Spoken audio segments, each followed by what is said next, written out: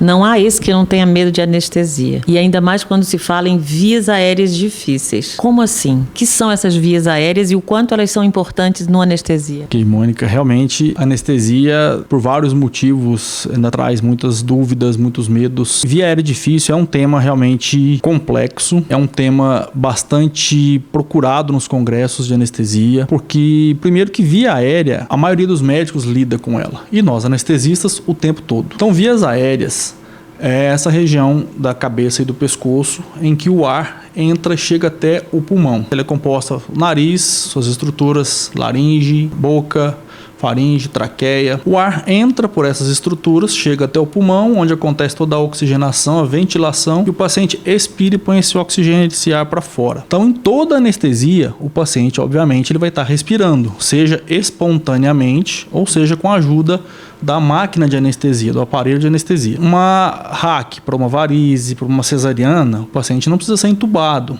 Ele está anestesiado da cintura para baixo, do abdômen para baixo. Mesmo assim, você coloca um catéter de oxigênio, oferece um oxigênio suplementar para que ele respire melhor. Em alguns procedimentos, eu preciso sedar esse paciente, ou seja, ele perde a sua consciência e eu preciso que ele continue respirando. Por isso que o material de via aérea, mesmo que eu não vá utilizá-lo, ele tem que estar à disposição dentro da sala de cirurgia. Caso alguma intercorrência, alguma coisa aconteça, eu consigo manter esse paciente ventilando adequadamente. Agora, durante uma anestesia geral em que eu precise fazer uma intubação traqueal, eu preciso de alguns dispositivos que eu coloco nas vias aéreas do paciente para facilitar esse processo de respiração e ventilação. A consulta pré-anestésica tem várias vantagens e uma delas é essa avaliação das vias aéreas. A gente pede para o paciente abrir a boca, a gente observa a distância do queixo até uma cartilagem aqui na região do pescoço, a cartilagem cricoide. O paciente que utiliza barbas muito grandes, pode dificultar a minha ventilação. Quando eu coloco a máscara para que ele possa respirar, a barba pode dificultar esse acoplamento da máscara. Pacientes com dentes muito protrusos, grandes, pode dificultar quando fazer a laringoscopia, pode haver um trauma dentário. Então são situações que eu consigo avaliar no consultório. Vamos criar uma situação hipotética. Ele vai ser submetido a uma cirurgia de vesícula por vídeo, então nós fazemos anestesia geral. Esse paciente, ele vai ser colocado as medicações via endovenosa. Nós colocamos uma máscara de oxigênio para que esse paciente respire, ele vai respirando apenas oxigênio e as medicações começam a fazer efeito. Nós utilizamos basicamente 3 tipos de medicação. Uma delas para tirar a consciência do paciente, outra delas para que o paciente não sinta dor, um anestésico potente, e outra medicação que nós utilizamos é um bloqueador neuromuscular, que serve para que o paciente pare de respirar. Então nós fazemos isso voluntariamente, para que ele não fique brigando com a máquina, né? Então ele paralisa todos os músculos do corpo, por isso que o paciente tem que estar inconsciente.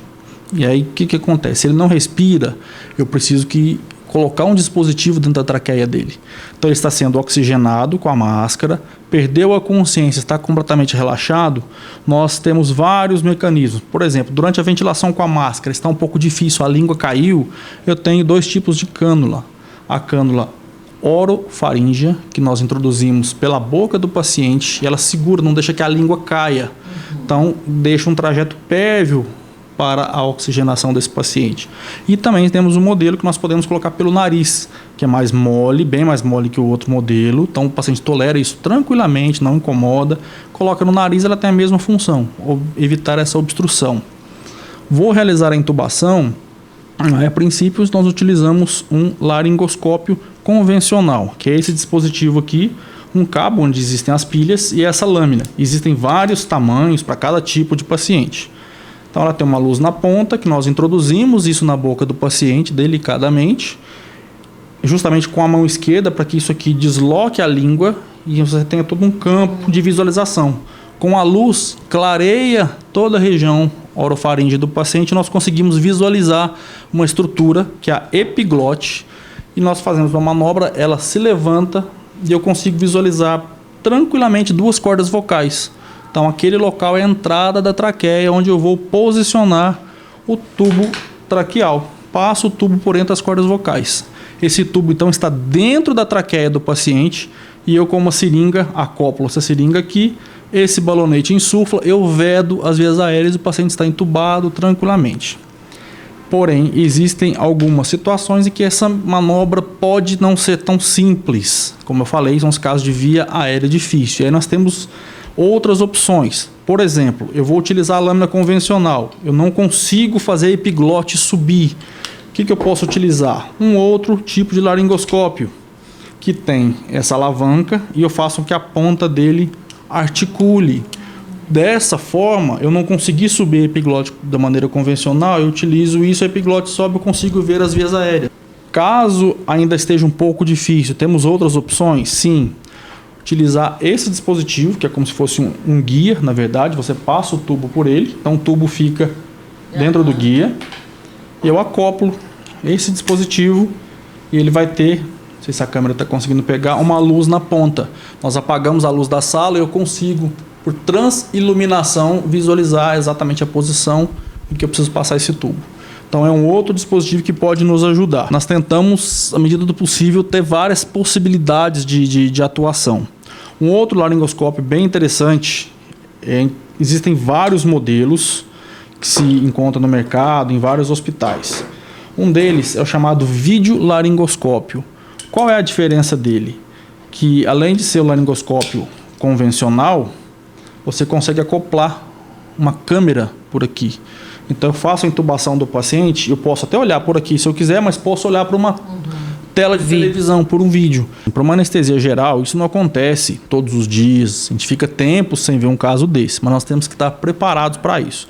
Então, em situações convencionais, nós temos o que na sala? O laringoscópio convencional, os tubos, acho que é esse outro para mim. O laringoscópio que eu já mostrei, os tubos, tem até um tubo aramado, dependendo da posição que o paciente for ficar, ele não acotovela, ele tem um espiral dentro dele, máscara e cânulas. E é interessante que todo centro cirúrgico, toda equipe de anestesia tem o seu kit de via aérea difícil, é onde ficam esses dispositivos não convencionais. Então precisou, o paciente está sendo oxigenado, não conseguiu entubar, você tira os aparelhos, coloca a máscara e ventila o paciente. Você tem uma situação de urgência, mas não é de emergência. Porém, pode acontecer uma situação de emergência? Pode. Que aí sim é o grande drama das vias aéreas, que é quando você não consegue nem entubar e nem ventilar o paciente. A ventilação também não é favorável. E ele já está inconsciente, ele não está mais respirando e eu preciso respirar por ele. Então eu acoplo a máscara por alguma questão facial, alguma alteração. A própria epiglote pode desabar e obstruir as vias aéreas, a língua pode cair, alguma coisa acontece e eu não consigo fazer uma ventilação adequada. O paciente pode fazer um broncoespasmo, que é uma reação semelhante a uma crise de asma. Então eu tenho que fazer alguma coisa para conseguir colocar um tubo nesse paciente. Qualquer pessoa, ela precisa que tenha uma ventilação eficaz, porque uma ventilação eficaz ela tem uma oxigenação adequada no seu sangue e, consequentemente, nos seus órgãos. Se essa oxigenação não estiver adequada, o paciente fizer uma hipóxia, a hipóxia é uma das causas de parada respiratória, parada cardiorrespiratória, com consequente óbito. Então, por isso que a via aérea é tão importante em qualquer tipo de procedimento que vá fazer. Mesmo tomando todos esses cuidados, pode acontecer? Infelizmente pode. Isso está escrito nos livros, nós sabemos que isso pode acontecer. A grande questão é estar familiarizado com os vários dispositivos que se tem para poder manusear adequadamente uma via aérea, seguir os protocolos, cada instituição, cada Sociedade Americana de Anestesia tem seu protocolo, o Reino Unido tem seu protocolo, mas o importante é estar familiarizado a um protocolo e saber exatamente cada sequência de passos a ser tomada para garantir. Até mesmo tentou entubar, não conseguiu ventilar o paciente adequadamente, acorde o paciente. Em alguns casos é possível fazer isso, você acorda e programa. Outra situação que nós podemos fazer, uma situação que nos salva, é esse dispositivo aqui, chamado máscara laríngea.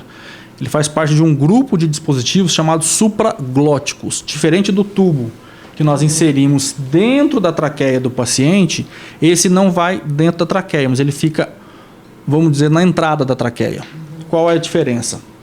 Ele tem esse dispositivo, a gente consegue passar uma sonda e por aqui você consegue ventilar o paciente. Então, quando eu insiro isso, nós temos a traqueia na frente e atrás o esôfago, que comunica com o estômago, ou seja, via aérea próxima da questão do aparelho digestivo. Nós introduzimos isso aqui na via aérea do paciente, esse orifício fica em contato com o esôfago e aqui na frente ele fica jogando oxigênio para a entrada da traqueia. A gente insufla isso aqui, ele fica um balão exatamente veda. Não chega a ser uma via aérea definitiva que nós chamamos, porque não está dentro da traqueia, mas ele consegue vedar e consegue fazer com que um paciente ventile. Então isso nos salva bastante, ajuda muito. E tem vários outros modelos de máscara laríngea, inclusive esse outro dispositivo que é um tubo laríngeo. A diferença é que ele tem 2 balonetes, você insufla ele fica lá na laringe e consegue oxigenar também a traqueia do paciente. Em síntese, consulta pré-anestésica tem que fazer parte de uma cirurgia.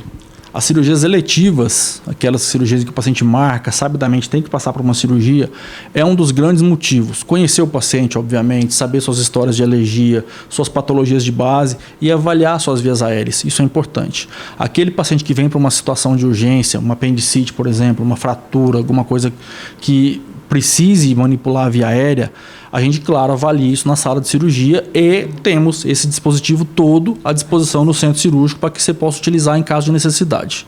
Doutor Rogério, qual o padrão ouro para intubação numa via aérea difícil? Bom, uma via aérea que eu já reconheci ela previamente no consultório, ou que o paciente me contou lá no centro cirúrgico e custou intubar, teve que chamar algumas outras especialidades para ajudar nisso, o ideal é que se tenha um dispositivo chamado broncofibroscópio. Normalmente, quem utiliza muito esse aparelho é a equipe de cirurgia torácica, porque eles utilizam como se fosse uma endoscopia das vias aéreas. Ele vai até lá nos brônquios e consegue coletar exames e tudo mais. Então, ele é um dispositivo semelhante a um aparelho de endoscopia, em que você consegue fazer várias curvaturas, vários segmentos com ele. Então, você consegue exatamente olhando pelo aparelho ou pela tela, dependendo da câmera, você consegue visualizar exatamente o caminho que ele tem que percorrer. E o tubo já está passado por ele, então, uma vez que você encontrou a abertura da traqueia, você desliza. Então, o ideal é que, em situações já sabidamente de via aérea difícil, já acionaremos a equipe de cirurgia torácica para que eles venham, entrem conosco e já faz essa intubação de maneira muito mais cômoda, muito mais segura. E a gente conversou com o doutor Rogério Ribeiro, anestesiologista do Hospital Anchieta.